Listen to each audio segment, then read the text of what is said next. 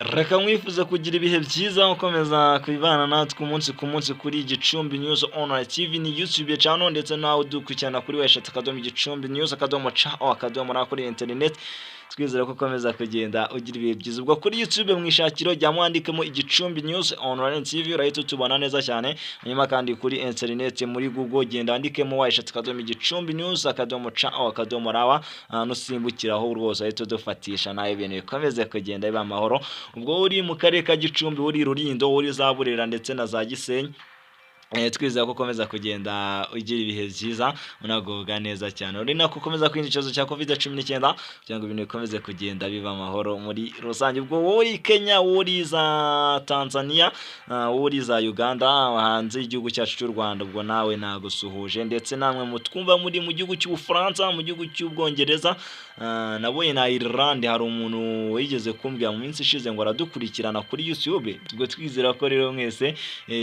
muri diaspora mukomeza kugenda mugoga neza cyane nta kibazo na gito kibaye ubwo namwe mwese mutwumva muri mu bindi bice bitandukanye twabasuje kandi dukomeza kugenda tubazirikana hano kuri Gicumbi News Online TV twaje ahangaha kugira ngo tubagezeho amakuru abavugwa ndetse n'ibiganiro bitandukanye bishobora kugufasha kugira ngo ugende umasha kumenya amakuru abavugwa hirya no hino mu isi nitwa Emmanuel Niyoniza Mustafa ari nako nkuhaye ikaze nkugandikwa subscribe kuri YouTube channel hari umutuku nubona habaye umukara wizere ku munsi uzatebana neza cyane ibintu gakomeza kugenda bimera neza cyane agatabo n'akarere ka Gicumbi ni byinshi biri kuvugwa hano Igicumbi ariko nkuko twabemereye ko inkuru ibi kuvugwa mu karere ka Gicumbi ni hamahanga kugira ngo tuyizane tuyigarukeho tuyibagezeho ndetse n'izindi nkuru zaba zivugwa mu tundi turere tugize n'amajyaruguru abari hamwe kugira ngo tuzibagezeho nubwo Igicumbi News twaje kugira ngo tubatembereze igihugu cyacu cy'u Rwanda ku makuru bagenda avugwamo ndetse no hanze y'igihugu ariko by'umwihariko abagize intara y'amajyaruguru mwebweho ntimuzajye mucika ahangaha kuri Gicumbi News Online TV turahari kugira ngo tuhababere ibintu bikomeze kugenda biba amahoro niyo mpamvu uyu munsi twerekeje mu karere ka Gicumbi Gicumbi bimeze bite Gicumbi rwose umugabo agize gutya arapfa yimanika mu mugozi aho bikekwa ko yabitewe no gufuhira umugore we kabone mu karere ka Gicumbi byaje kubera rero ku mugoroba wo kuri uyu wa kabiri tariki ya 10 Kanama 2021 mu masaha ya saa mazo umugoroba nibwo witwa Ndayimana wo mu murenge wa Munyagiro mu kagari ka Nyiraruvugiza akaba ari mu mudugudu wa Rurembo yagize gutya arimanika avuga ko bishobora kuba impamvu yabiteye ari uko uyu mugabo yaba arafuye umugore bitewe nuko yamubonanye n'undi mugabo bikamuviramo umugabo kujya kwimanika aza kwayiyambura ubuzima urumva ni ibintu bibabaje kabisa aho bikekwa ko uyu mugabo kuba yari yahuye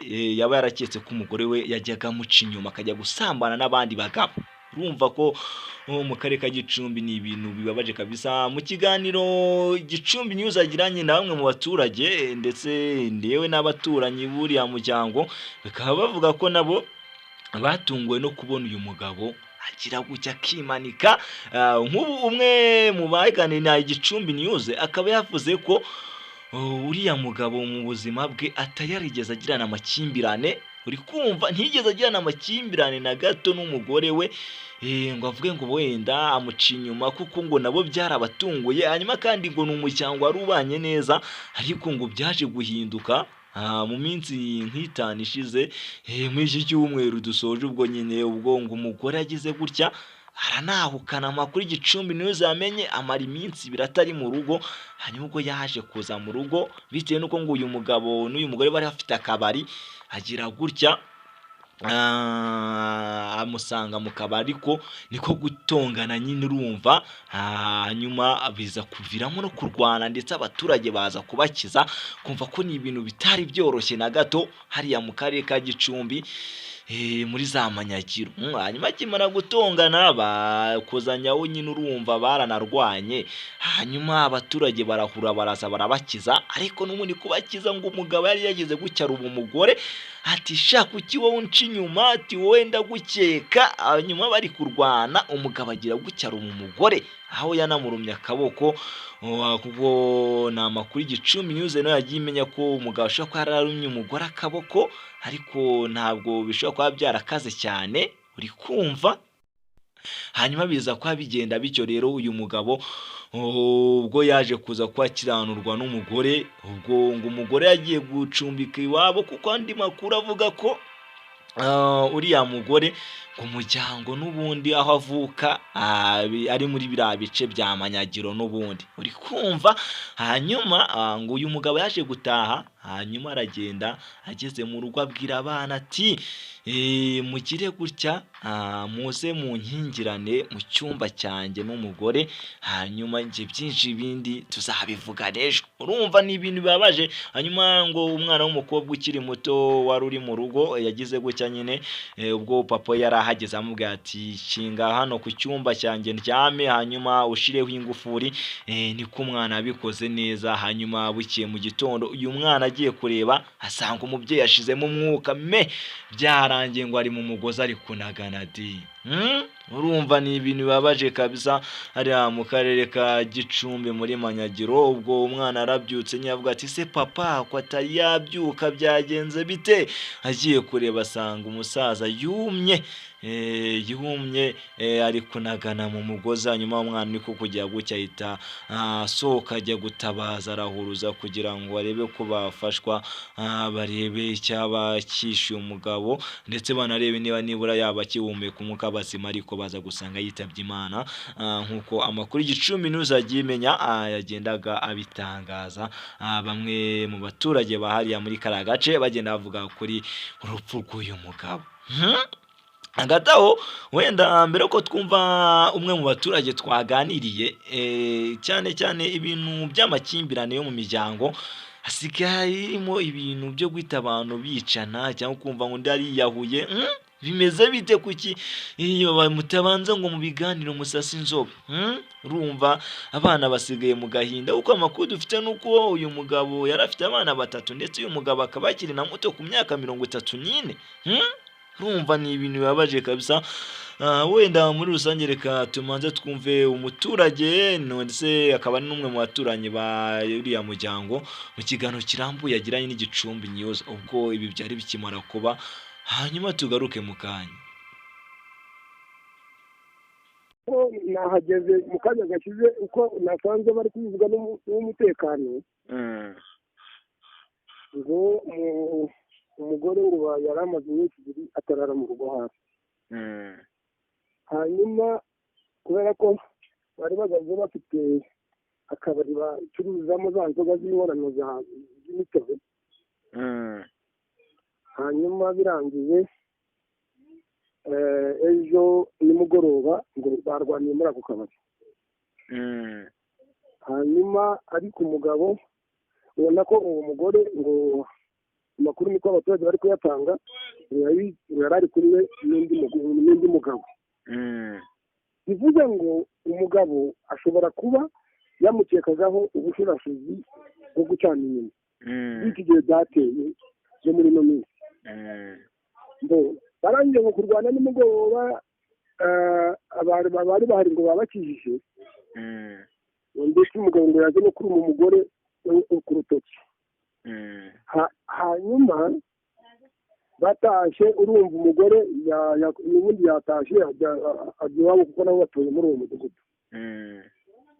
Birangije ngo umugabo ageze mu rugo afite abana 2 yahari b'abakobwa batoya biga primaire, ngo abwira agakobwa kijya mu wa 5 primaire ahari niba atari mu wa 4 ngo nafata ingufuri amukingirane mu cyumba cy'ababyeyi ngo agiye kuryama. Birangije niko byagenze.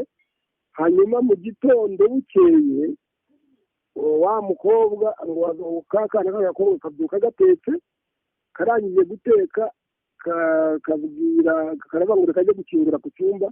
Akinguye ngo asanga papa we ari mu mugozi mu cyumba ari kunagana ari kurereta.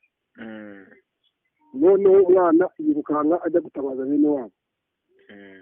Uko nguko niko byagenze, ariko igihari njye n'abagize ushinzwe umutekano yambwiye yuko ko urugo rwangu ntabwo barahuraho n'amakimbirane, ariko ngo mu minsi 2 umugore ntabwo yararaga mu rugo,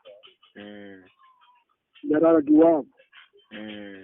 urumva rero ibintu by'abagabo n'abagore hari igihe baba bafite n'ikibazo wenda kitarajya ahagaragara ariko wenda babisiranyeho birashoboka uko niko byagenze rero udedeni gurine urumva umuntu we yiyahuye bamusanze mu nzu aho ngaho yiyahuye wenda se nkayo nk'umuturage uri aho ngaho urebye uwo muturage witabye Imana ari mu kigero cy'imyaka ingahe? yitwa Ndahimana ari hagati y'imyaka 33 gutyo niko nekereza. Urebye nkawe nk'umuturage uri aho ngaho se kuko amakuru avuga ko uwo mugore yamucaga inyuma ari nacyo cyateraga amakimbirane nkamwe nk'abaturage mubona ayo makimbirane yatumye uwo muturage yiyahura cyangwa wenda ni ibindi bibazo by'uwo mugabo yari afite mu buzima bwe? icyo nakubwira nk'umunyamakuru ahanini uko wababonaga bagenda banabanye banakora ako kabizinesi ko gucuruza bakina wabonaga wabareberaga inyuma ukabona babanye neza ndetse bamwe y'abaturage bavuga byinshi bitandukanye bamwe bakavuga ngo umugore yitondaga abandi bakavuga ngo yamucaga inyuma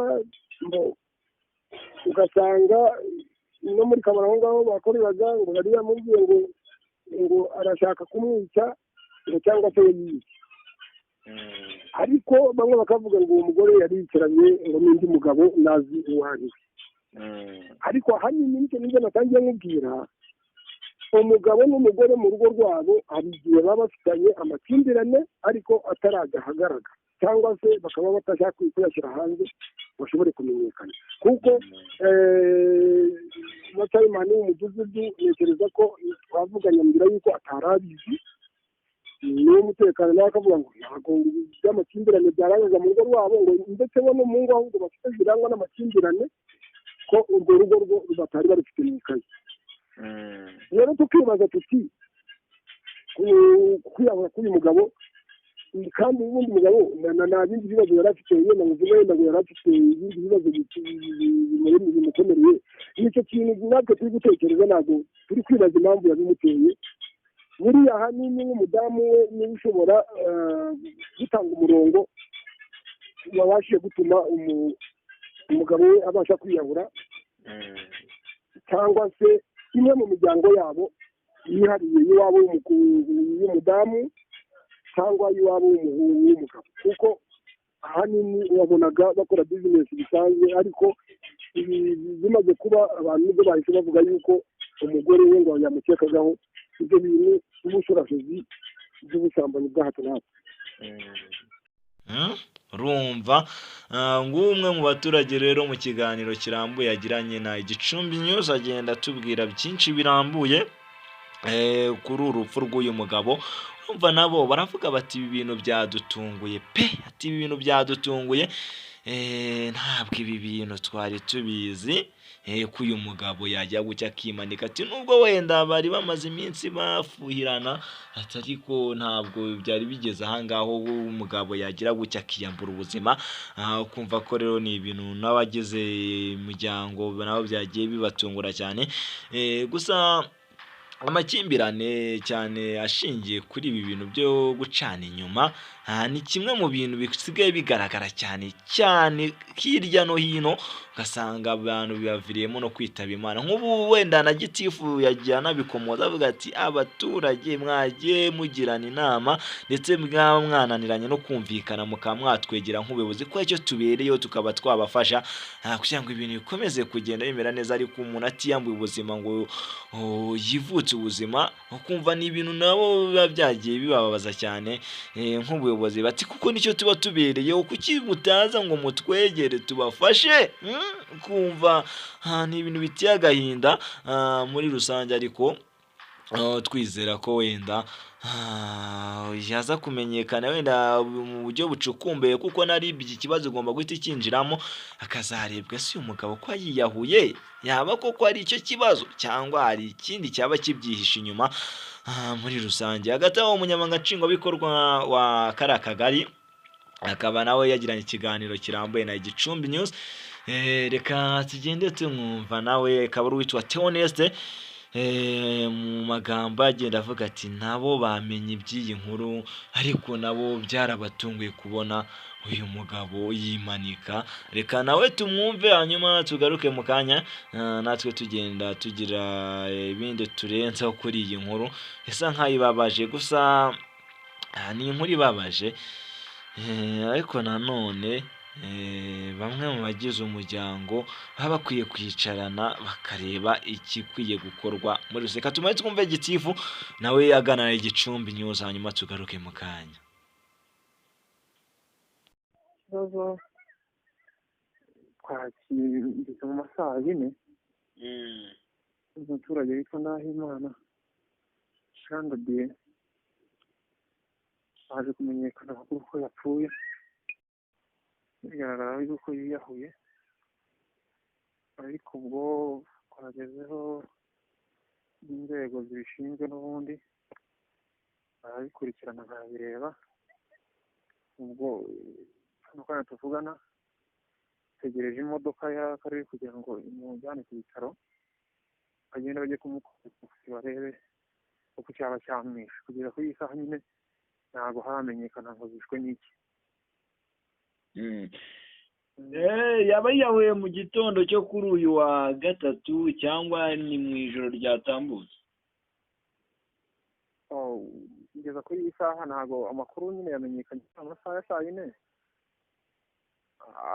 Ubu kugira kuvuga ngo yiyahuye nijoro cyangwa yiyahuye mu gitondo ubu ntabwo umuntu yamenya, ariko kubera ko byamenyekanye muri icyo gitondo bishobora kuba byabaye nijoro. Amakuru avuga ko se yaba yafitanye amakimbirane n'umugore we, ndetse bikavugwa ko nyuma yo kwiyahura ari uko yaba yamubonanye n'undi mugabo. Nk'ubuyobozi icyo kibazo ntabwo mwari mukizi ko afitanye amakimbirane, ese ibivugwa byo n'abaturage nibyo bimeze bite? ngo yuko yaba ikibazo kivugwa yuko kuba yiyahuye yaba ari amakimbirane yaba afitanye n'umugore, ndetse binavugwa ko yaba ari nyuma yuko yakekaga ko yaba amuca inyuma. Ayo makuru nk'ubuyobozi bw'akagari ntabwo mwari muyafite? ayo makuru ntayo twari dufite, kuko nta nubwo bari mu miryango ibana n'amakimbirane dufite ntabwo barimo. Nta n'urubanza rwabo bigeze bagirana, rwaba ku isibo cyangwa ku mudugudu cyangwa n'ahandi aho ari hose. Mu miryango yari ibanye neza, bano bantu bari barimo. Urumva niba abantu batari babonanaho ku isibo, batari babonaho ku mudugudu, batari barwanaho, kuvuga ngo abantu bafitanye amakimbirane, ntabwo ibyo ngibyo nk'ubuyobozi ntabyo dufite. Cyakora icyakekwaga icyo abantu bakeka cyari yatumye yiyahura kugeza kuri iyi saha, nk'umudamu we aravuga ati ejo nibwo yigeze kumbaza ibintu by'abantu bambonye ndi kumwe nawe, ni abantu b'abaturanyi ahari batari basanzwe bumvikana. Ndakumva. Bakaba basanzwe bumvikana, noneho ngo akayatekereje yuko yaba yakundanye, umugore yaba yakundanye n'abo bantu batumvikana n'umugabo we, kuko we n'ibyo yavugaga. Ibyo yatubwiye aravuga ati ngo nibyo ndi gukeka, uburyo yaje kumbwira nabi noneho nabonaga yari afite uburakari bituma ntarara mu rugo, yagenda njya kuri ahantu kugira ngo ntange amahoro. Mu gitondo bucya byabona byabaye gutya, ariko nta makuru yandi y'amakimbirane yenda asanzwe ayo yose bari bafitanye. Amakuru atugera avuga ko uwo mugore yaba yari amaze ibiri atarara mu rugo. Ayo ngayo ntabwo mwari mwafite? Amakuru atugera avuga ko uwo mugore yaba n'ubundi atarari kuba mu rugo muri iyi minsi ibiri yatambutse. Icyo kibazo cyo ntabwo mwari mukizi? Ibyo nyine ngo byabaye ejo nabyo. Ubwo umuyobozi w'isibo niwe wabimbwiraga yuko nyine nyuma y'uko baza kugirana ako kabazo gashingiye kuri abo badamu ngo umugabo yabonanye n'uwo mugore, yaje nyine gutera ayo makimbirane bituma umugore atarara mu rugo. Muri ubwo kutarara mu rugo urumva byazamukiye, urumva umuntu ashobora kuba avuga ngo abantu bagiranye amakimbirane, ariko amakimbirane y'umunsi umwe, kuba umugore n'umugabo bashwana umunsi umwe ntarare mu rugo, atari ibintu bimenyerewe, nta n'ahantu umuntu yareze uvuga ngo uhita umuntu akumvira ko ngo ni amakimbirane y'umugore n'umugabo ntago tuba ari utundi tubazo tundi twabereyeho, ntago kwanga urugo rubana mu makimbirane n'izango n'ubundi tuba dusanzwe dufite nk'abantu bakiri ku isi, ntabwo bashobora kuba babura utuntu bapfa ariko bakaba babyiyungamo. Ibyo rero byabaye biba ku munsi umwe, biba ngombwa yuko atanarara mu rugo. Icyo ngicyo nk'ubuyobozi wenda ntago nari myizi yuko ataraye mu rugo, ariko naje kumenya amakuru yuko ubuyobozi bwo ku isibo bo bari bakimenye yuko ejo atigeze arara mu rugo, yaraye kwa nyina n'ubundi baturanye aho ngaho hafi. hanyuma uwo mugabo witabye Imana afite imyaka ingahe? asize abana bangahe? asize abana batatu, yari afite imyaka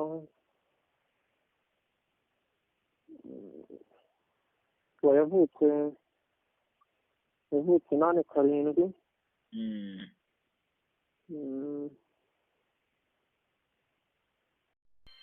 ngo rero umunyamabanga nshingwabikorwa w'akagari ka Nyaruvugiza Kayicizere Theoneste mu kiganiro kirambuye yahaye Gicumbi News agenda yemera ibingibi ko byabaye kabisa. Ubwo twizera ko rero ibintu bikomeza kugenda birebwa karebwa icyaba cyatera urupfu rw'uriya mugabo. Muri rusange akaba uyu mugabo witwa Ndahimana yapfuye afite imyaka 34, ndetse andi makuru Gicumbi News yamenye ko uyu murambo w'uyu mugabo ugomba kujyanwa kwa muganga kugira ngo ukorerwe isuzuma harebe icyamwishe. Muri rusange akari gutyo rero ibintu bimeze muri rusange. Ubwo ngubwo twavuga tuti abagize umuryango bukomeze kwihangana, nta kundi byagenda mu buzima, akari gutyo ibintu byaje kuba bigenda. Nyuma kandi ikintu ko uyu mugabo yitabye Imana asize abana 3 muri rusange. Ubwo ngubwo nta kundi byagenda kabisa muri rusange. Ubwo twavuga kandi amakimbirane mugerageze mwabantu mwe mube mwakontorora wa mugani wa Gitifati, mutwegere nk'ubuyobozi tube twabafasha, cyangwa mube mwakwegera imiryango hanyuma ibe yafasha gukemura amakimbirane. Ubwo twavuga tuti rero nta kundi byagenda mu karere ka Gicumbi. Ubwo pole sana ku bana ndetse no kuri uyu mudamu wasigaye. Mukomeze kugira ibihe byiza, tukomeze tubana hano kuri Gicumbi News Online TV.